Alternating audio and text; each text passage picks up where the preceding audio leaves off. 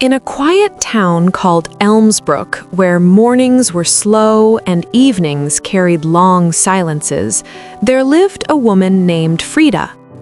Elmsbrook was the kind of town where everyone knew each other, where faces were familiar, where smiles were common, even when they were not always sincere.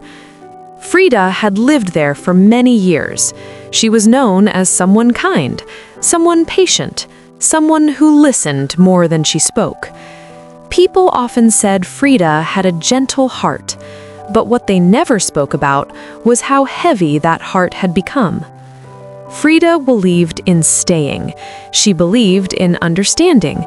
She believed that if she loved deeply enough, if she explained herself clearly enough, things would one day change. In Elmsbrook, she learned early that being quiet was praised, but being understood was rare. One evening, as the sky dimmed and the town settled into its usual calm, Frida stood by a doorway. Her hand rested on the door handle. The door was open just a little, not fully closed, not fully open. Behind her, the room was loud.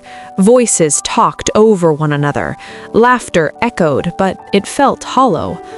Blame moved freely, landing on whoever stayed silent long enough to carry it. No one noticed Frida had stopped speaking. She had spoken many times before.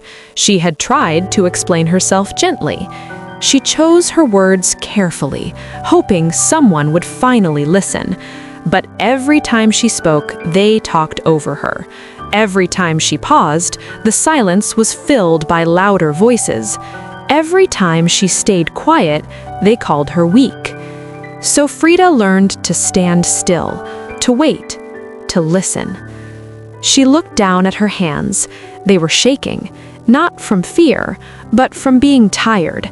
Tired of fighting for a place she already deserved. Tired of proving her worth to people who never questioned their own behavior. Tired of carrying conversations that never carried her back.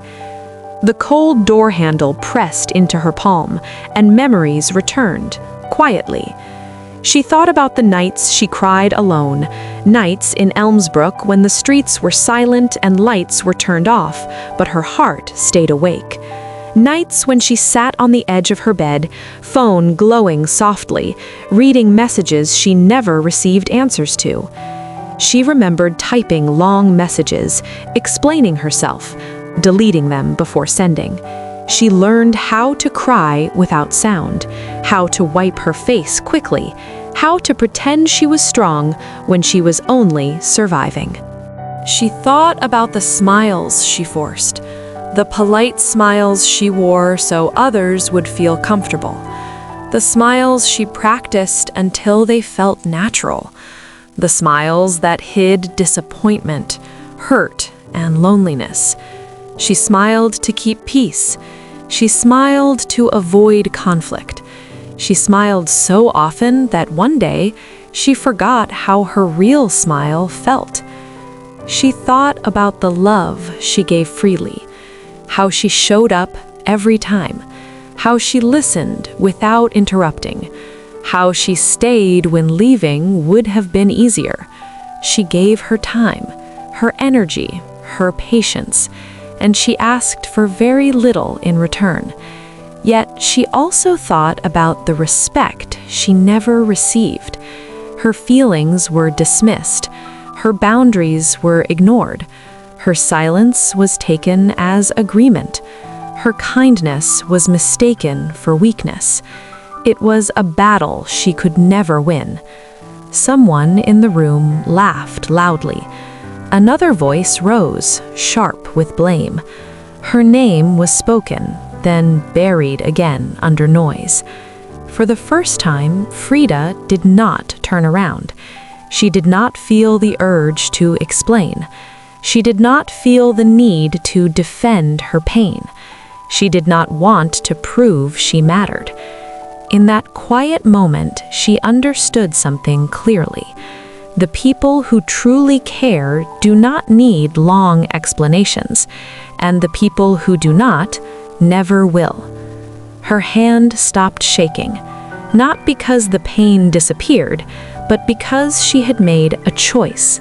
She opened the door a little wider. The noise behind her softened. The air outside felt calmer, lighter. Each step forward felt heavy and freeing at the same time. Frida stepped out of the doorway, leaving behind the noise, the blame, and the version of herself that stayed too long. Behind her, the room in Elmsbrook continued as it always had. The talking, the laughter, the excuses, but none of it followed her. Frida did not look back, because sometimes silence is not weakness. Sometimes staying is not strength. Sometimes love does not mean losing yourself. And sometimes, in a quiet town like Elmsbrook, walking away is the loudest response of all.